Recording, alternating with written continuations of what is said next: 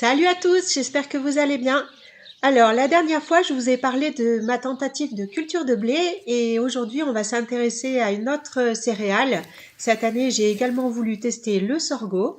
Donc, c'est parti, je vous raconte tout ça.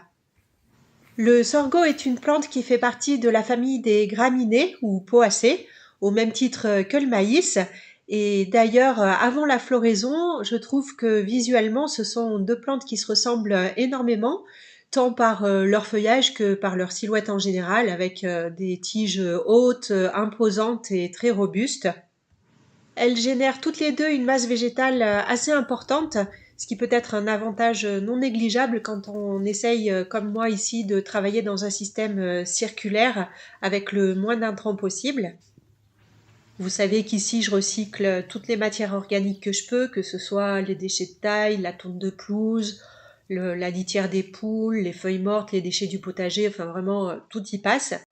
Et maintenant, de plus en plus, j'essaye également de produire le maximum de biomasse sur place, parce que quand on voit les quantités de matière que le sol absorbe et digère, c'est impressionnant.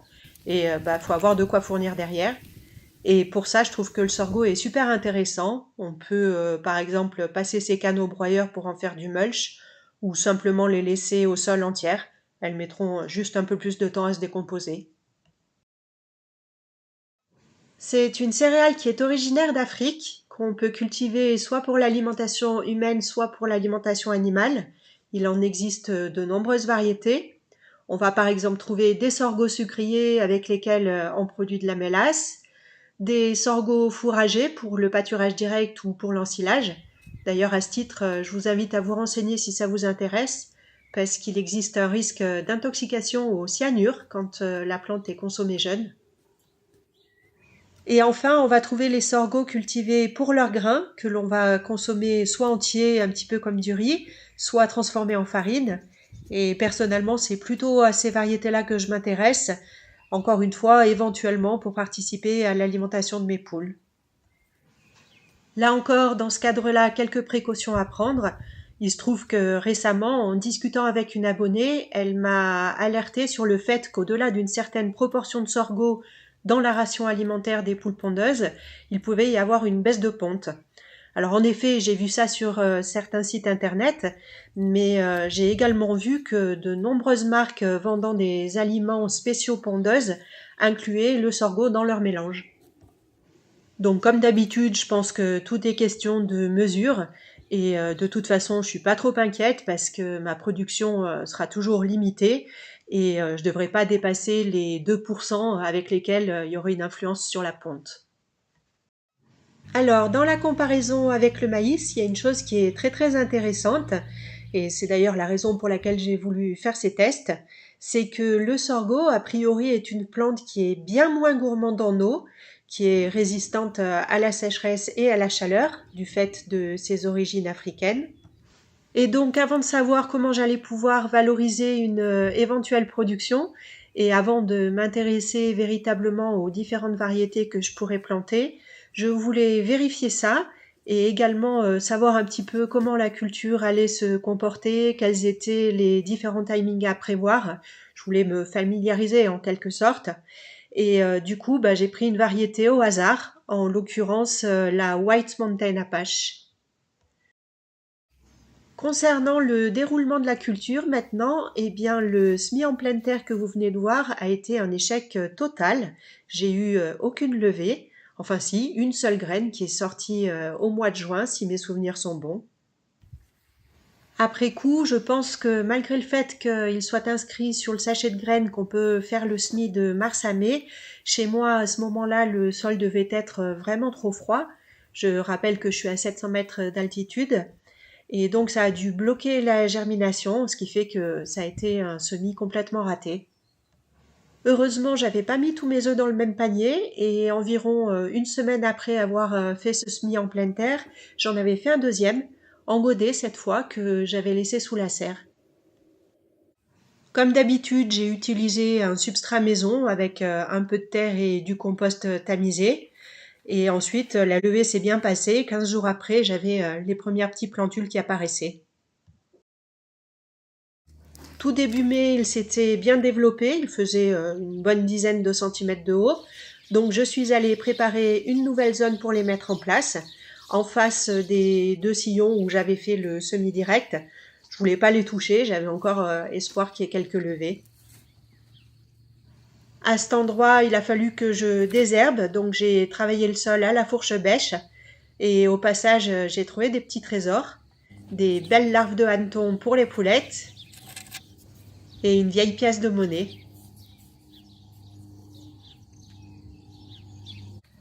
Une fois que j'ai eu fini de décompacter la zone, j'ai retiré quelques cailloux. De ce côté-là du terrain, ça va, j'en ai pas trop par rapport à l'autre côté, là où j'ai planté les arbres, où j'ai vraiment des gros blocs. Jusqu'à obtenir une structure bien souple et aérée. Ensuite, un petit coup de croc pour finir d'émietter les mottes.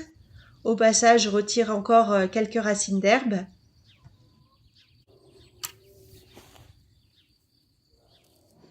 Et puis j'égalise grossièrement la surface. Après ça, on passe à la plantation. Alors comme j'avais mis 2 graines par godet, j'ai séparé les mottes et j'ai mis un plant de sorgho tous les 25 cm environ.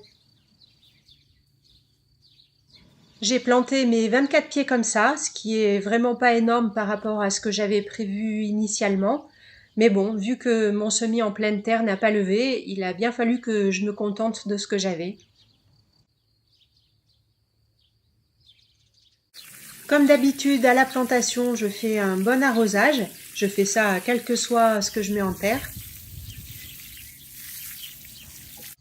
Par contre, par la suite, pour toute la saison, ils ont eu droit à 2 fois 2 arrosoirs, soit 40 litres en tout, en plus des pluies évidemment, sachant que cet été, ici, il a fait quand même bien chaud et sec. Donc globalement, je suis assez satisfaite, ça m'a permis de vérifier leur résistance au manque d'eau. Ensuite, les plants se sont développés pendant toute la belle saison, avec l'apparition des premières panicules en août. Faut savoir que le sorgho est auto-fertile, c'est-à-dire qu'il est capable de s'auto-féconder et que c'est en plus une plante monoïque qui porte les fleurs mâles et les fleurs femelles sur le même pied. La fécondation se fait un petit peu par les pollinisateurs, mais surtout par le vent. Et là, à l'image, on voit les étamines des fleurs mâles qui sont porteuses de pollen. Puis enfin, fin septembre, est arrivé le temps de la première récolte. J'ai ramassé en priorité ceux qui étaient tombés au sol avec les gros coups de vent qu'on avait eus, et également ceux qui me paraissaient les plus mûrs avec les grains les plus foncés. En même temps, j'en ai profité pour retirer les feuilles tout le long des tiges pour ne garder vraiment que la hampe florale. Et puis j'ai fait des gros bouquets que j'ai suspendus la tête en bas pour finir de les faire sécher. Et ton doigt.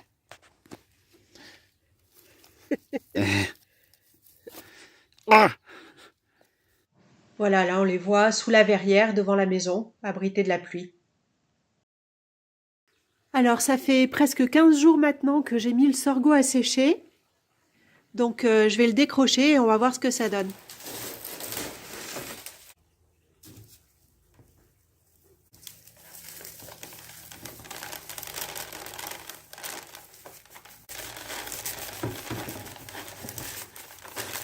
Bon, je pense que je vais pouvoir le laisser sécher encore une dizaine de jours. Là, j'ai un petit peu du mal à enlever les grains. Bon, j'essaye avec un deuxième quand même. On ne sait jamais. Non, mais je vois que c'est à peu près pareil. Ouais, ça ne s'enlève pas super facilement. Quoique celui-là, ça va encore. Je vais quand même aller faire le test de donner ça aux poules pour voir ce qu'elles en disent. Étant donné qu'elles ne connaissent pas, elles ne sont pas habituées à la taille et à la couleur de ces petits grains, je vais leur mélanger avec un aliment qui est plus habituel pour elles, avec un petit peu de blé.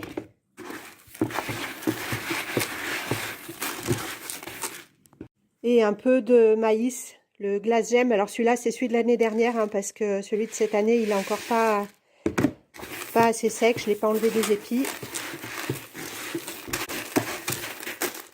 Allez, on va tester ça. Alors, de premier abord, comme ça, on a l'impression qu'elles apprécient.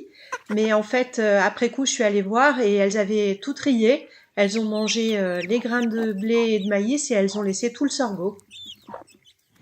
J'ai laissé comme ça pendant 2 jours, sans rajouter autre chose. Mais rien à faire, elles n'ont pas voulu manger.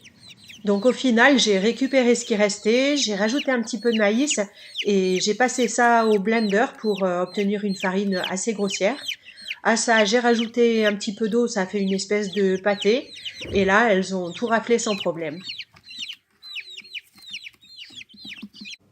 Et enfin, le dernier truc que j'ai testé, c'est de leur proposer cuit, mélangé avec la soupe d'épluchure que je leur fais régulièrement.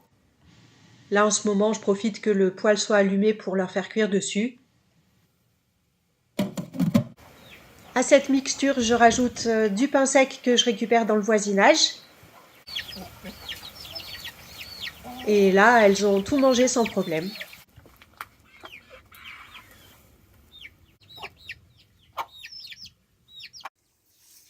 Ce que je remarque aussi, c'est que tous les épis n'arrivent pas à maturité en même temps. Vous voyez, celui-là, là, il est à peine en train de se former. Alors que j'ai fait les premières récoltes déjà il y a, je sais plus, 15 jours à peu près. Enfin, pour conclure, la dernière chose à noter sur ce test, ce sera une mise à jour de ce que je vous disais dans la vidéo sur le blé, à savoir que les oiseaux n'avaient pas touché aux épis de sorgho. Eh bien, depuis, ils se sont bien rattrapés. Et comme vous le voyez sur les images, ils ont finalement picoré tout ce que j'avais pas encore récolté. Et visiblement, ils ont trouvé ça bien à leur goût. Voilà, cette vidéo est terminée. Je vous souhaite une bonne semaine à tous et je vous dis à bientôt. Bye!